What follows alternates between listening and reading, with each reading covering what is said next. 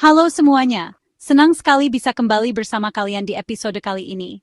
Ada kabar besar yang sedang hangat diperbincangkan dan pastinya sangat penting untuk masa depan ekonomi Indonesia. Hari ini, kita akan membahas gebrakan besar Indonesia di panggung ekonomi dunia yang membawa harapan baru bagi banyak sektor, terutama pariwisata dan UMKM. Indonesia baru saja menandatangani dua perjanjian dagang penting, yaitu EU-SEPA dengan Uni Eropa dan EC-SEPA dengan Kanada. Kedua perjanjian ini menjadi tonggak sejarah baru yang memperluas jaringan perdagangan Indonesia ke dua kawasan ekonomi besar dunia. Ini bukan sekadar tanda tangan di atas kertas, tapi langkah strategis yang membuka peluang besar, terutama di sektor pariwisata, ekonomi kreatif, dan pelaku usaha kecil. Banyak pelaku industri yang kini semakin optimis menatap masa depan. Dengan perjanjian ini, hambatan perdagangan seperti tarif tinggi dan birokrasi rumit akan berkurang drastis.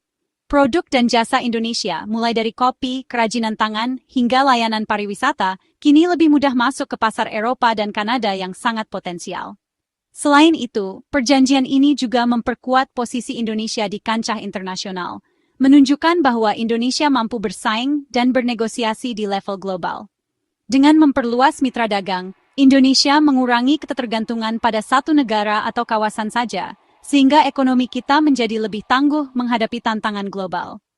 Efek domino positifnya juga dirasakan hingga ke pelaku usaha kecil, seperti pengrajin lokal, pemilik homestay, dan penjual oleh-oleh, yang kini punya peluang lebih besar untuk menembus pasar internasional.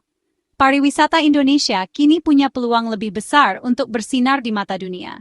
Destinasi-destinasi favorit seperti Bali, Yogyakarta, dan Labuan Bajo bisa semakin ramai dikunjungi wisatawan mancanegara. Yuk, kita kupas lebih dalam bagaimana perjanjian dagang ini bisa membawa perubahan nyata dan peluang emas bagi Indonesia ke depannya. Kenapa perjanjian dagang ini jadi berita besar? Banyak orang bertanya-tanya, apa sebenarnya dampak dari kesepakatan ini bagi Indonesia? Jawabannya, perjanjian ini jauh lebih besar dari sekadar transaksi jual-beli antar negara. Ini adalah langkah strategis untuk memperkuat fondasi ekonomi Indonesia di masa depan.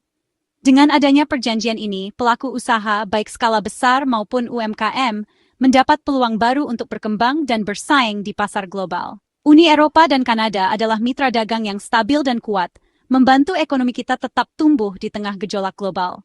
Mereka bukan hanya pembeli, tapi juga mitra yang bisa membawa teknologi, pengetahuan, dan investasi ke Indonesia. Perjanjian ini mendorong efek berantai. Ekspor naik, industri bergerak, dan pariwisata ikut terdongkrak. Produk-produk Indonesia, mulai dari hasil pertanian, kerajinan, hingga teknologi, kini punya akses lebih mudah ke pasar internasional. Dengan penghapusan tarif lebih dari 90% produk Indonesia ke Kanada, biaya ekspor jadi lebih rendah. Ini artinya produk kita bisa lebih kompetitif dan diminati di luar negeri. Dan sebaliknya, produk dan investasi dari Kanada juga lebih mudah masuk ke Indonesia. Kedua pihak sama-sama diuntungkan. Akses pasar terbuka lebar, investasi masuk dan kolaborasi bisnis semakin erat. Wisatawan pun makin mudah datang ke Indonesia. Dengan kemudahan akses dan promosi bersama, sektor pariwisata kita berpotensi tumbuh pesat, menarik lebih banyak pengunjung dari mancanegara. Kepercayaan investor meningkat karena ada kerangka kerjasama yang jelas dan transparan. Hal ini menciptakan iklim usaha yang kondusif, sehingga investasi asing maupun domestik semakin deras mengalir. Ini modal penting untuk menarik lebih banyak wisatawan dan investasi ke sektor pariwisata, memperkuat posisi Indonesia sebagai destinasi utama di Asia Tenggara. Singkatnya, perjanjian ini adalah akselerator pertumbuhan ekonomi dan pariwisata kita.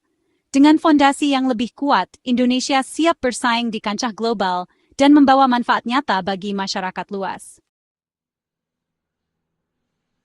Bagaimana perjanjian dagang ini berdampak langsung pada pariwisata?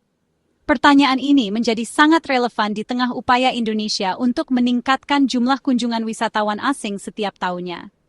Perjanjian dagang bukan hanya soal ekspor-impor barang, tapi juga membuka pintu bagi arus manusia lintas negara. Jawabannya terletak pada kemudahan akses dan meningkatnya interaksi bisnis yang tercipta. Ketika hambatan birokrasi dan visa dipangkas, perjalanan menjadi lebih mudah, baik untuk urusan bisnis maupun wisata. Semakin erat hubungan ekonomi, makin banyak pebisnis dan delegasi Eropa Kanada datang ke Indonesia. Mereka membawa peluang investasi, teknologi, dan juga potensi kolaborasi lintas sektor. Menariknya, banyak dari mereka yang memadukan perjalanan bisnis dengan liburan, atau yang kini dikenal dengan istilah bleisure. Setelah urusan bisnis selesai, mereka memilih menikmati keindahan alam dan budaya Indonesia. Wisatawan bisnis ini biasanya punya daya beli tinggi, menginap di hotel berbintang, dan sering kembali membawa keluarga atau kolega. Mereka juga cenderung menghabiskan lebih banyak waktu dan uang di destinasi yang dikunjungi. Negara-negara yang menjalin kemitraan ekonomi komprehensif selalu mengalami lonjakan kunjungan wisatawan. Hal ini terbukti dari meningkatnya jumlah penerbangan dan reservasi hotel di kota-kota utama. Maskapai pun terdorong membuka rute baru, membuat perjalanan ke Indonesia makin mudah dan terjangkau. Rute penerbangan langsung dari Eropa dan Kanada kini semakin banyak tersedia.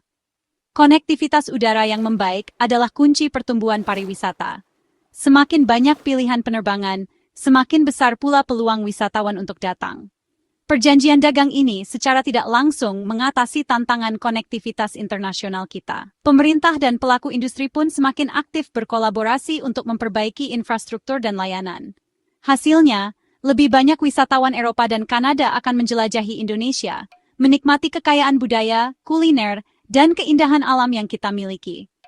Inilah salah satu dampak nyata dari perjanjian dagang yang sering luput dari perhatian. Salah satu hambatan terbesar wisata adalah urusan visa. Kabar baiknya, hubungan ekonomi yang makin erat membawa kemudahan visa. Uni Eropa sudah menerapkan visa cascade. Makin sering ke Eropa, makin lama masa berlaku visa yang didapat. Ini membuat perjalanan ke Eropa jadi lebih mudah dan spontan. Prinsip timbal balik juga penting. Kita berharap kemudahan serupa bagi warga Eropa dan Kanada yang ingin ke Indonesia.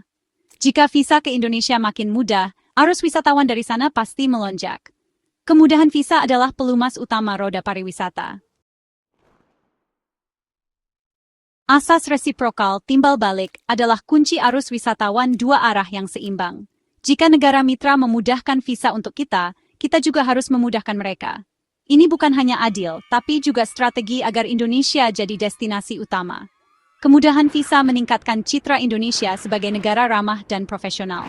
Turis Eropa dan Kanada cenderung memilih destinasi yang mudah diakses.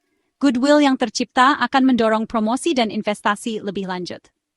Memberikan kemudahan visa adalah investasi cerdas untuk masa depan pariwisata. Banyak investasi besar di Indonesia bermula dari kunjungan wisata. Turis yang terpukau keindahan Indonesia sering kembali sebagai investor.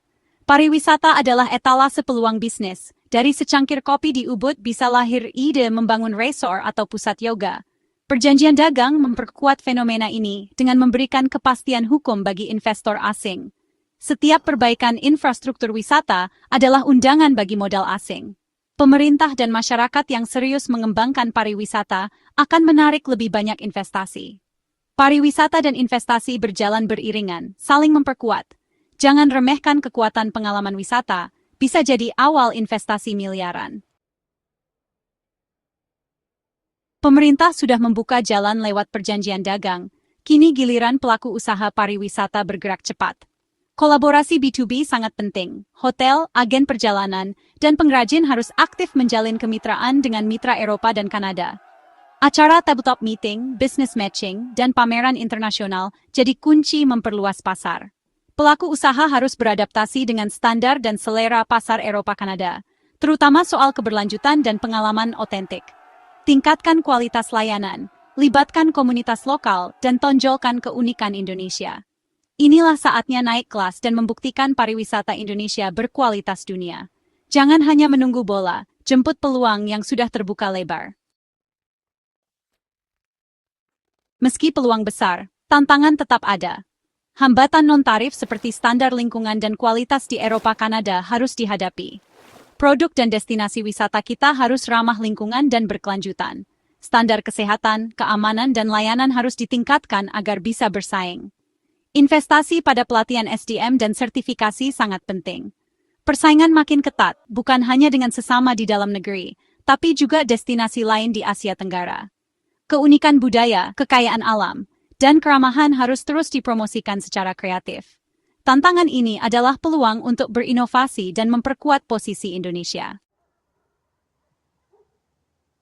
Kesimpulannya, masa depan pariwisata Indonesia sangat cerah berkat perjanjian AU-CEPA dan ICA-CEPA. Ini adalah kunci menuju era baru pariwisata yang lebih global dan sejahtera. Pemerintah dan pelaku usaha harus bekerja sama memastikan implementasi berjalan lancar.